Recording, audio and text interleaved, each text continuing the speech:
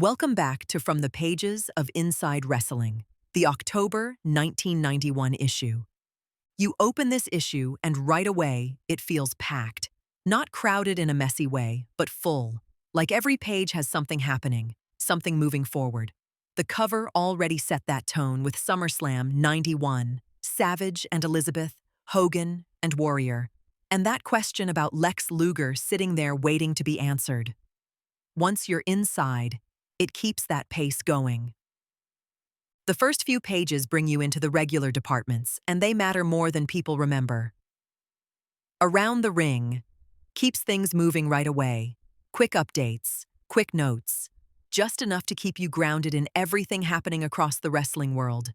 Then, the editor's comments come in, and you get that magazine voice, steady, confident, making it clear that what you're reading here is how the story is being framed. The fan forum hits next, and this is where the energy really comes through. Readers from all over writing in, and nobody is holding back.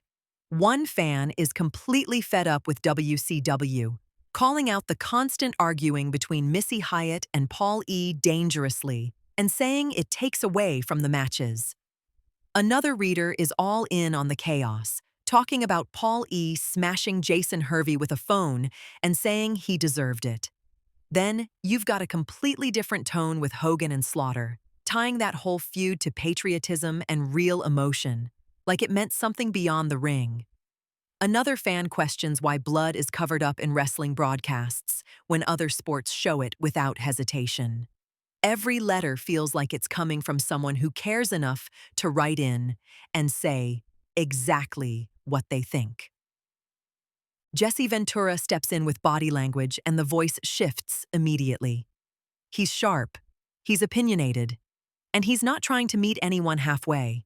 He talks about Roddy Piper like he's lost his edge, leans into his own perspective on what matters in this business, and then brings Dusty Rhodes and the Big Boss Man into it. He frames Boss Man as someone bringing order, someone doing what needs to be done, while Rhodes gets painted as someone stirring things up. Ventura doesn't soften anything. He leans into his position and lets it ride. Newsbreakers keeps things moving with updates, and then the personality profile on Coco B. Ware slows things down just enough to focus on one person. Coco comes across as high energy, quick, unpredictable in the ring, with that dropkick always right there as a weapon. They talk about his path, his presence, and then bring in the genius as the next obstacle. It gives you direction. It gives you something to watch for. Then, the issue starts opening up into the bigger features. The WWF interview with the Honky Tonk Man reads exactly the way you'd expect if you've ever heard him talk. He's confident, loud, completely convinced of his own greatness. He brings up the guitar, talks about Jimmy Hart like he's essential to everything he's done, and keeps circling back to the idea that he belongs at the top. He throws out references to Memphis, to Honkywood, to the lifestyle that comes with being him. There's no hesitation in anything he says. He's not answering questions carefully. He's putting himself over the entire time. The SummerSlam results take over a big part of the issue, and this is where everything tightens up. Hogan and Beefcake against Savage and Zeus feels like a full-on fight. Zeus is presented like a problem nobody has solved yet, throwing his weight around, dominating stretches of the match. Hogan takes punishment. Beefcake takes punishment, and it builds until things finally turn. The loaded purse, the interference, the chaos around the ring all come into play. Hogan eventually gets control, slams Zeus, hits the leg drop, and gets the win. But the way it's written keeps that question open about what would happen one-on-one. Warrior and Rude is built around intensity and timing. Warrior pushing forward, using strength and momentum. Rude trying to stay in control, trying to find openings. Piper showing up shifts everything. Rude gets distracted, turns his attention away for a moment, and that's all it takes. Warrior capitalizes, hits the sequence, and takes the title. The story doesn't end there. Now Piper and Rude are locked in with each other, and that tension carries forward. Other matches keep stacking on top of that. Hercules and Greg Valentine with Ronnie Garvin getting involved and pushing that rivalry further. Dugan, teaming with Demolition against Andre and the Twin Towers, where size and strength take over until Dugan brings in the 2x4 and changes everything. Each match adds something. Nothing feels like it's just filling space. Then the focus shifts to The Ultimate Warrior and Andre the Giant, and this is where the scale changes. Warrior's energy, his speed, his power are all there, but Andre stands as something different. Larger, more experienced, harder to move. The idea of Warrior trying to overcome that kind of presence gives the whole feature weight. The Big Boss Man feature keeps that sense of authority going. He's presented with structure, control, discipline. The nightstick, the uniform, everything about him reinforces that identity. He doesn't come across like he's chasing anything. He looks like he's enforcing it. Sweet Revenge brings Piper and Rude back into focus and pushes that personal conflict even further. Piper wants payback. Rude isn't backing off, and the writing keeps it close, like it's only going to get more intense from here. The return of rugged Ronnie Garvin adds another layer with that comeback story. His presence is already changing outcomes, already affecting matches, and the magazine treats that return like it matters going forward. Private Eye takes Bret Hart out of the ring and into Alaska, and it gives you a different look at him. It's not about competition here.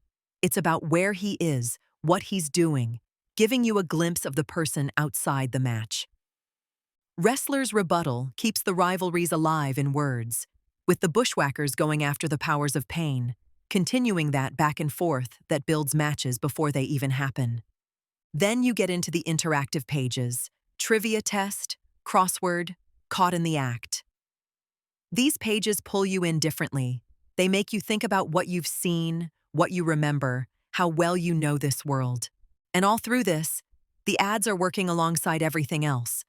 Coliseum video ads, pushing you to own SummerSlam, to watch it again, to build your collection. Merchandise ads, putting shirts and posters in front of you tied to the same names you just read about. Subscription pages keeping you connected, making sure you don't miss what comes next. Mail order forms sitting there waiting to be filled out, part of the process of being a fan at that time. Then the issue settles into one of its strongest stories with Tito Santana and Tony Atlas. It builds off loyalty, off history, off what happened to Ivan Putski. Santana doesn't let it go. He tracks Atlas down, steps in, and turns it into something personal. It's not about positioning. It's about standing up for someone he respects. And everything builds toward Lex Luger. Is he as good as he can be? Takes its time. It goes back through his career, the losses to Ric Flair, the times he came close but couldn't finish, the criticism he's dealt with, the idea that he couldn't take that last step. Then it shifts into how he's changed, learning pacing, learning how to control a match, how to think through it instead of just powering through it. Sting speaking up for him, backing him, pointing out how far he's come. By the time you reach the end of that feature, the question isn't sitting there the same way it was at the beginning. You've watched the answer take shape. And when you close this issue, it feels complete. Not because it focused on one thing, but because it kept everything moving. Every section, every feature, every result adding to something bigger. If you're going through these the right way, taking them in page by page, seeing how the stories build over time, hit like, subscribe, and stay with the series, because this is where the full picture of that era really comes together. See you next time. Farewell from the Empire State.